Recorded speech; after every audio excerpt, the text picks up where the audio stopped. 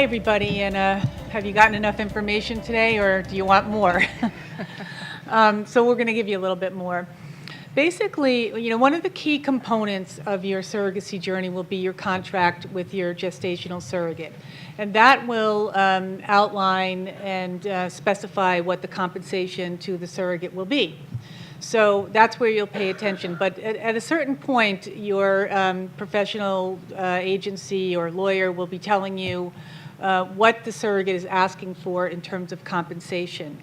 So you should know that when you're thinking of choosing a surrogate, so that when you get to the contract phase, you already have a heads up on what you'd be asking for, so that the negotiations in terms of the contract won't be like shocking. You should already know what to expect, so the negotiations are softer, and we keep the relationship between you and the surrogate in a nicely framed way.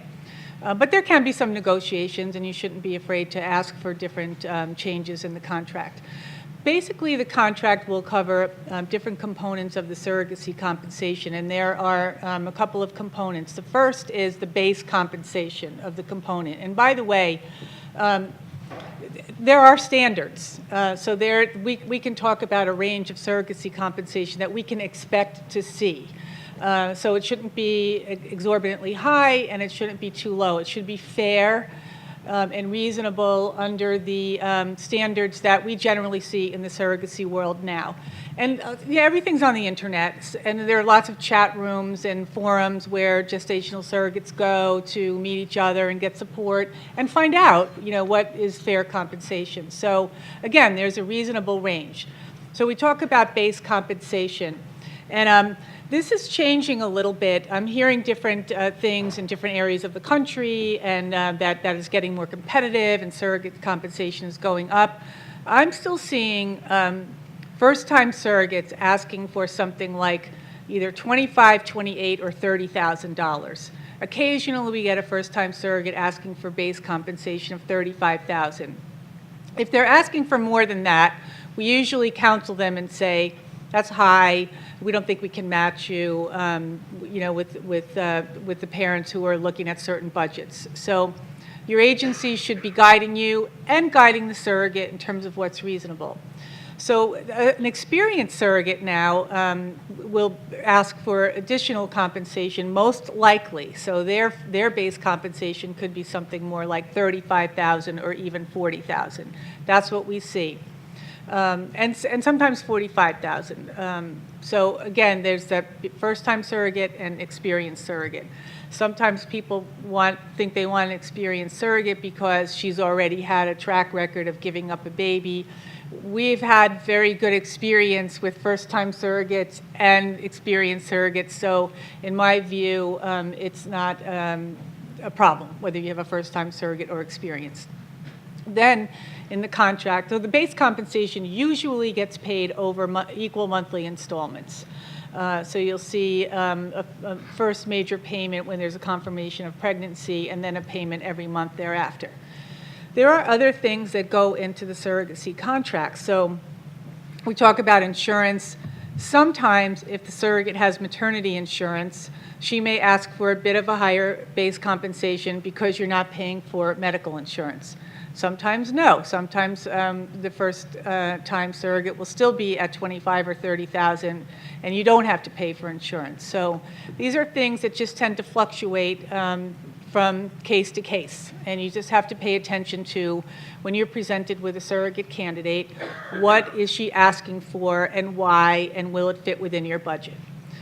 So base compensation, insurance, variable, and then there are other things that go into the contract. So, and there's a whole long list of them. You can find them on some of our expense sheets, or you can find them in some publications that are out there, or certainly on the Men Having Babies Excel spreadsheet.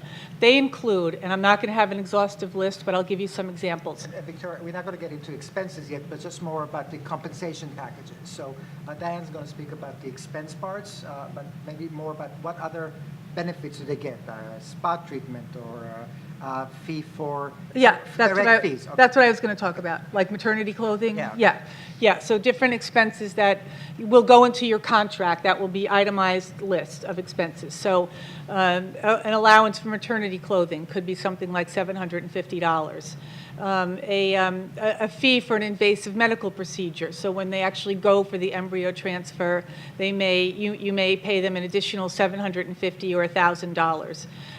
If there could be a component for lost wages if they work and they go on bed rest, you might have to pay something to compensate them if they lose time from work. We aim to cap that. So I've seen lost wages caps range from $5,000 to $20,000. So that's another point. What does she earn? What was she asked for? It's something to consider if you're thinking of having twins or trying to have twins, because there's more likelihood of a gestational surrogate going on bed rest if she's carrying twins. So that can increase your, not only the medical risks and the risks to the baby, but to your financial scenario. So other things that could go into the contract would be housekeeping and childcare, travel expenses if she travels from her state to your clinic, wherever that may be. And so there are specified and itemized expenses that will go into your contract.